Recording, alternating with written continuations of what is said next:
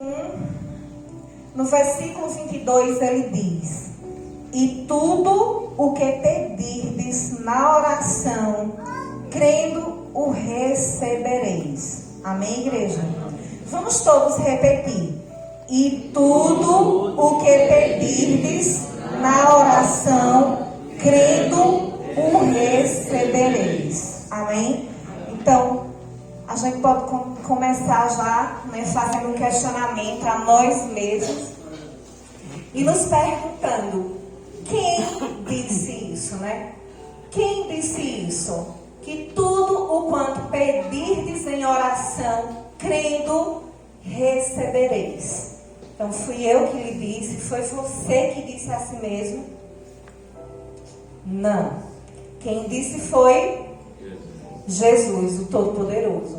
Então, quando ele diz, é prego batido e ponta virada. Quando ele diz, está dito. Então, ele diz: tudo quanto pedirdes em oração, crendo, recebereis.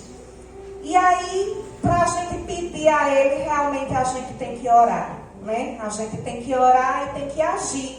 Porque a palavra oração, ela traz dentro dela a palavra ação. Então, não é só orar.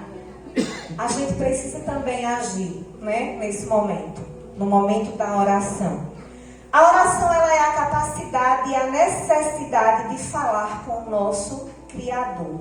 Todo ser humano, ele necessita, e principalmente quem declara com a sua boca: eu aceito o Senhor Jesus Cristo como meu único e suficiente Salvador. Todo esse ser humano, ele sente a necessidade de orar. Ele sente a necessidade de falar com o nosso Senhor Jesus Cristo. E eu quero também fazer uma comparação aqui à nossa vida, a essa importância de orarmos. Eu quero comparar ela às necessidades básicas que nós, seres humanos, precisamos para sobreviver. Nós temos necessidades físicas que elas são indispensáveis à nossa sobrevivência. Isso vem de Deus. Por exemplo, a alimentação, a água, o sono, o abrigo. Isso são necessidades básicas para a nossa sobrevivência, Além da nossa necessidade biológica, essas necessidades básicas, elas têm, a tendência delas é nos trazer um prazer quando a gente faz alguma coisa dessas necessidades. Quando a gente se alimenta, por exemplo, a gente sente um prazer em se alimentar. E esse prazer é porque acontece um registro em nosso cérebro controlado pelo hipotálamo. É uma palavra difícil, não muito usada no nosso vocabulário, mas é uma palavra que a gente precisa conhecer. Nós temos, na região do nosso cérebro, o hipotálamo, que ele atua diretamente na regulação da sede, da fome, do apetite, na nossa temperatura e também na nossa pressão arterial. Então, veja o quanto é importante a gente realizar essa ação da alimentação. Porque essa alimentação, ela nos causa um grande prazer. Só que quando a gente estimula muito o hipotálamo, ele traz para a gente consequências negativas. Ele traz para o nosso cérebro consequências negativas e a gente começa a reagir diante dessas consequências. Por exemplo, eu vou dar um exemplo falando de mim. Minha gente, quando eu sinto fome, quando eu estou com muita fome, eu fico irritada.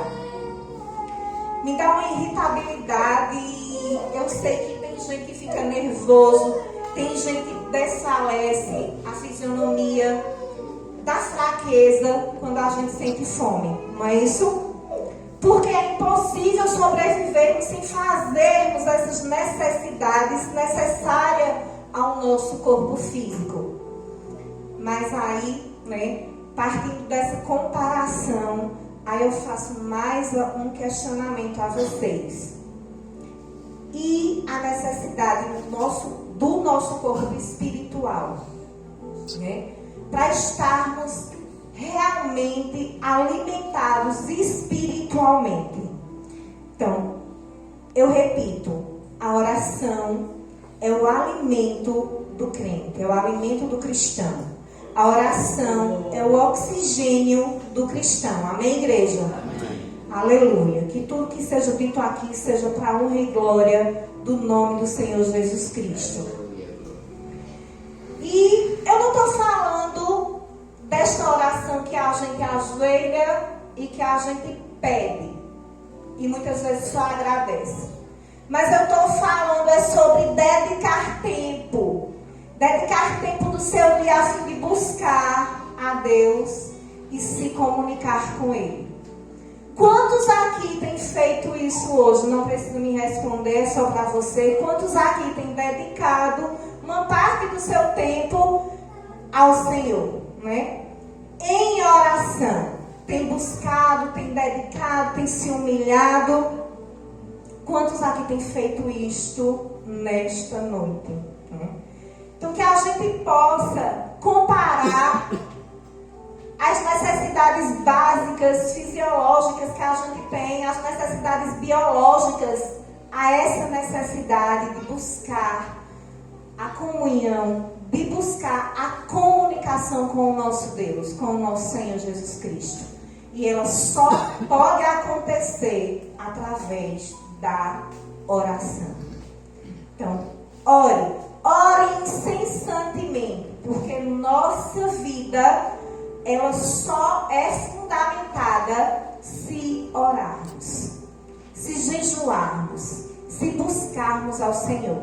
E não tem outro caminho, não tem outro caminho de buscar ao Senhor se não for através da oração, se não for através da conversa. Aí você pode dizer, mas irmã Glaucia, eu não sei orar. Mas eu sei que você sabe falar com o seu melhor amigo. Eu sei que você sabe dizer que Ele é bom. Eu sei que você sabe clamar a Ele para que esteja presente em sua vida. Isso você sabe dizer. Então é isso que o Senhor quer de mim, de você. Ele não quer que a gente venha aqui com a nossa eloquência, que a gente grite para os quatro cantos aí, para todos os vizinhos escutar, para eles ouvirem, só para ouvirem a nossa voz. O Senhor, Ele quer escutar a voz do nosso coração. Amém. Muitas vezes o nosso silêncio, ele serve de oração para o Senhor. Basta você ajoelhar e clamar. Muitas vezes a sua lágrima derramada numa madrugada vale mais do que muitas palavras ditas. Então, ore incessantemente. Eu poderia nesta noite trazer, eu gosto de trazer exemplos, e eu poderia trazer exemplos de verdadeiros homens e mulheres de Deus, que foram grandes homens de oração. A Bíblia nos relata isso, né? Mas eu vou trazer, que Deus colocou no meu coração, um exemplo de um homem que ele não é muito mencionado, né? Ele não é muito mencionado na Bíblia. E eu raramente escuto aqui na igreja falar sobre esse homem. E ele está em 1 Crônicas 4, o versículo